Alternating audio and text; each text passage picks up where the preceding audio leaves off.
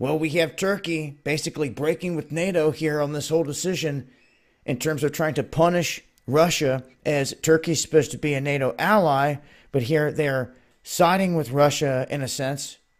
As all these other countries have expelled diplomats, Turkey is saying, no, now I've talked about Turkey. I've talked about a lot of things pertaining to them, prophecy, talked about recent comments from like Steve Bannon that was saying that Iran, China, and Turkey in particular were coming together to form a whole bloc on the other side of the U.S. And then we looked at Russia. Russia is kind of the wild card here, because obviously in this position, they kind of solidify this whole block. They strengthen the whole thing.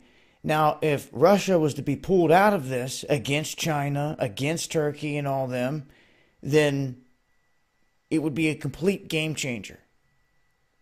Now, some could say, oh, that would never happen. Others say it may just be the move that has been set throughout the past few decades to pull the carpet out from underneath certain countries at a certain time. Now, I looked at the war map here recently and looked at all the countries, Lithuania, Latvia, all of them lined up with NATO presence, all down the border of Russia. And then we looked at China's Silk Road number 2 that ends right at Russia.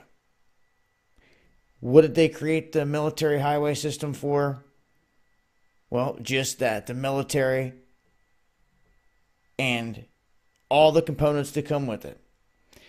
Some would say that it's not a military road, it's going to be a commerce road, but just like here in this country, why did they pay to have the highway put into place to begin with?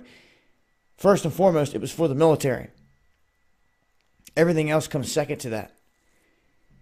And of course, if you're not in a time of war, it doesn't seem like that. Everyone's free-flowing on the highways back and forth, but there is a relationship here between these countries here on this world stage that has what's supposed to be a NATO ally in Turkey breaking with the whole stance of all the rest of the NATO members and saying that they're not going to do anything to Russia at this moment in time. But these two have gotten into it in the past over things. So we'll see what happens from here. I'm going to leave a link.